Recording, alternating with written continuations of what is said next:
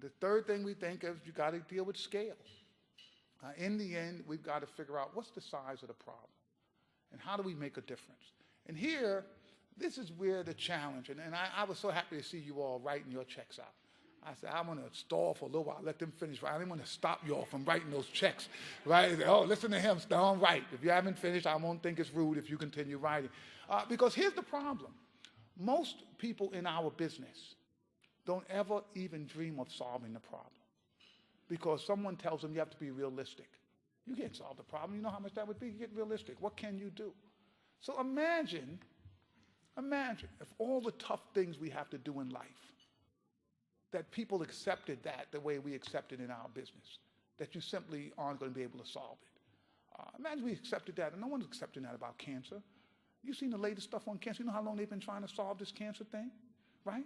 It's going on 40 years. We're no closer to solving it than we were 40 years ago. I don't know anybody giving up on it. Not one person says, well, it's too tough. I don't think we could solve it. We shouldn't try and solve it. Let's just deal with it. Everybody, let's just accept it. It's going to happen, and you're going to... No. But in our business, people just accept you can't solve it because they won't even think about what it would take to actually win, to do it, to fix it. As soon as you say it, someone on your board, someone is, no, come on, get realistic, get realistic.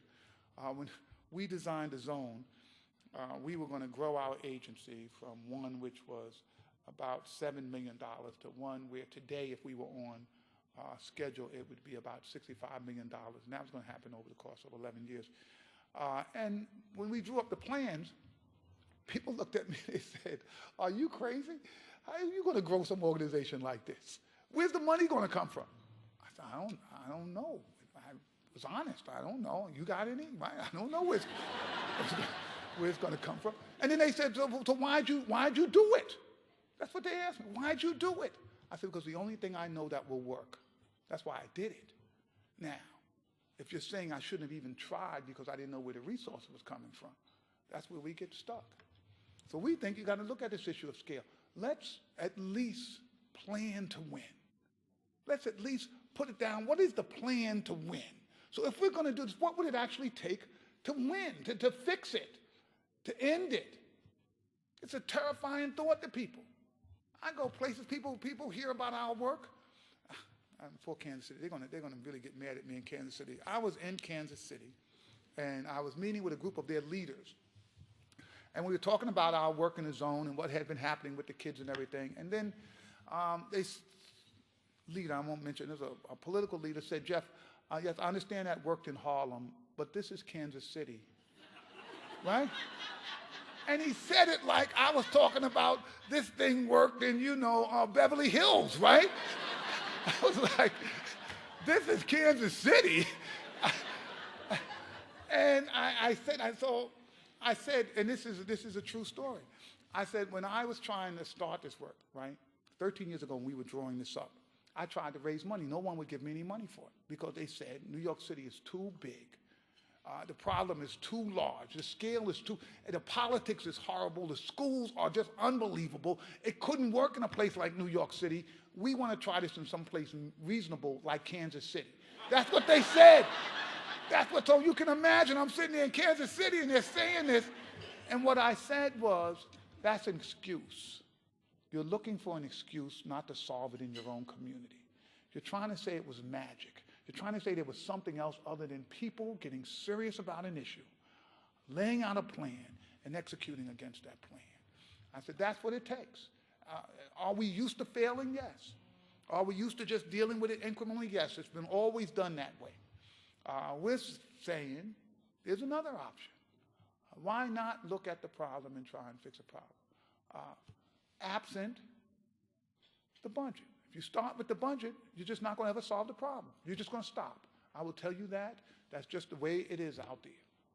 Let me tell you, first thing is rebuilding community. Second thing is our pipeline. The third thing is scale. The fourth thing for us is evaluation and accountability. In the end, you've got to deliver for what you get paid to do. And we don't want to hear excuses. We know our kids come from troubled homes. We know there's gangs. We know there's substance abuse. We know there's domestic abuse. We know all of those things. But if I hire you and I say, do you know the kids and family you're working with? And you tell me, yes, I do. And do you know the problems that they have? Oh, yes, I know all the problems, Jeff. And you're prepared to help these children and help these families succeed. And they say yes. And then 2 months later, when I'm talking to them about why something's not working, they say, well, you know, Jeff, that family, they're using drugs in that house. Wait a second, you signed on knowing that was the deal. So now what are you coming up with, an excuse? No excuses, right? In the end, the adults have to be held accountable. You know, when I did my schools, I've done charter schools. When I did my charter schools, we had never done schools. But I promised our mayor and our chancellor, who's the head of our schools in the public schools in the city, and our board, I said, look, in 5 years, if I don't have a best school of these public schools in Harlem, I'm going to fire myself. And I said it publicly in front of everybody. And then when all the politicians and the board members left, I got my staff there. I said, but you know I'm the last one leaving, right? Long as it's clear, right? In the end, and I'm serious, people know that, in the end, accountability. In the end, this is about, you know, Paul Tuff's book, you know, whatever it takes. He got that because we kept saying, don't tell me you can't do it, tell me what you need to get the job done.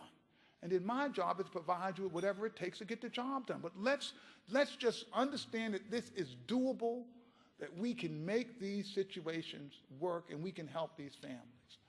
There's so many similar programs between our program and what the organization Solid Ground is doing here. The approach, the focus on community, on health issues, early intervention, making sure families have a place to live, the most basic and fundamental thing that you can have to build a sense of community. But I'm going to tell you this. With all they're doing right now, their work is going to be harder this year than it was last year. Simply because when communities are under stress, the problems exacerbate. And they're just going to continue.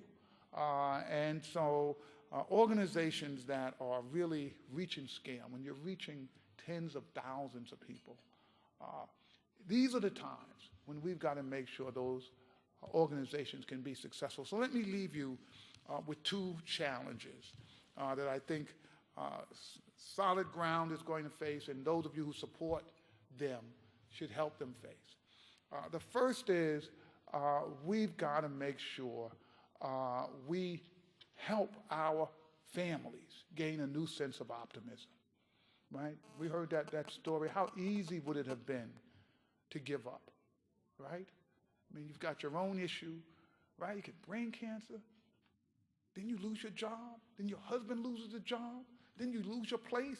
I mean, most families can't get through that.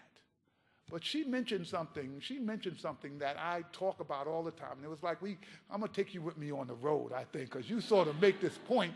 Because I say a lot of our families growing up in poverty, they see the glass as half empty, not half full. And I say, where do you get the faith? Faith.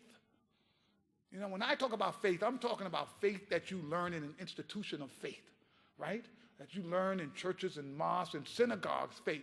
The faith that says, even though reality and logic says still if my belief is deep enough, I can overcome those obstacles. That kind of faith, right? That's a different kind of faith.